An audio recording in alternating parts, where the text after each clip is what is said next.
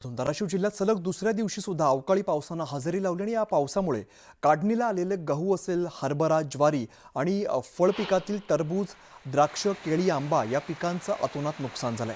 गोंदिया जिल्ह्यातील शिरोली महागाव परिसरात वादळी वाऱ्यासह मोठ्या प्रमाणात गारपीट झाली आहे आणि अवकाळी पाऊस आणि गारपिटामुळे मका पिकाला फटका बसण्याची शक्यता आहे।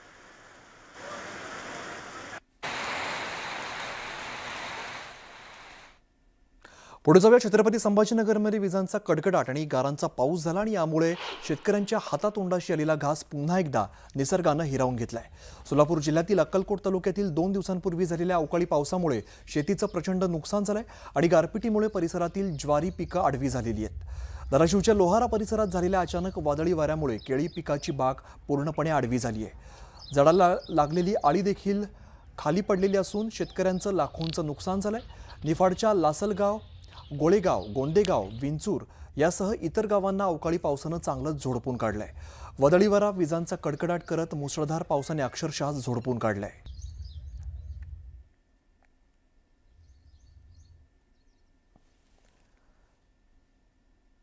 संभाजीनगरात गुढीपाडव्याच्या पूर्वसंध्येलाच अवकाळी पावसानं हजेरी लावली आणि जोराचा वारा, विजांचा कडकडाट आणि गारांचा पाऊस झाल्यामुळे शेतकऱ्यांच्या हातातोंडाशी आलेला घास पुन्हा एकदा निसर्गानं हिरावून घेतलाय।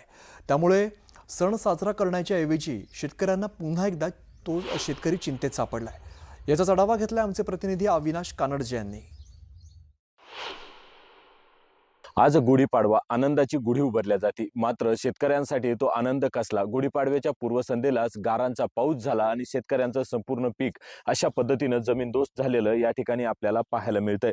मी छत्रपती संभाजीनगर तालुक्यामध्ये आहे, सावंगी परिसरात आहे। या ठिकाणी मोठ्या प्रमाणात ज्वारी, बाजरीचं पीक घेतलं जातं। आता हे ज्वारीचं पीक संपूर्णपणे जमिनीला लागलेलं आपल्याला दिसून येतंय। काल सायंकाळी जो पाऊस झाला तो फक्त पाऊसच नव्हे तर गारा देखील होत्या, त्यासोबतच मोठा वादळी वारा देखील होता आणि त्याच वाऱ्यामुळे हे संपूर्ण पीक आता या ठिकाणी आडवं झालेलं आपल्याला दिसून येतंय। जिल्ह्यातच नव्हे तर कन्नड तालुक्यामध्ये सर्वात जास्त पाऊस झाला तो म्हणजे गारांचा। त्या ठिकाणी मोठ्या प्रमाणात नुकसान झालं। त्यासोबतच सोयगाव तालुक्यात देखील गारांचा पाऊस झाला असल्याने सोंगणीला आलेली मका, ज्वारी, बाजरी, हरभरा, गहू या पिकांचं मोठ्या प्रमाणात नुकसान झालेलं आहे। त्यासोबतच आता आज गुढीपाडवा आहे, शेतकऱ्यांसाठी आनंदाचा सण, खरं तर नवं वर्ष। मात्र याच नववर्षाच्या पूर्वसंध्येला पुन्हा एकदा निसर्गाने शेतकऱ्यांना चटका दिलाय, तो म्हणजे अवकाळी पावसामुळे झालेलं हे नुकसान। कुठेतरी आत्ताच हातातोंडाशी आलेला हा घास, सोंगणीला आलेला हा घास शेतकऱ्यांच्या हातून पुन्हा एकदा हिरावून गेला आणि शेतकरी बळीराजा पुन्हा एकदा संकटात सापडलाय। अविनाश कानडजे, न्यूज 18 मराठी, छत्रपती संभाजीनगर।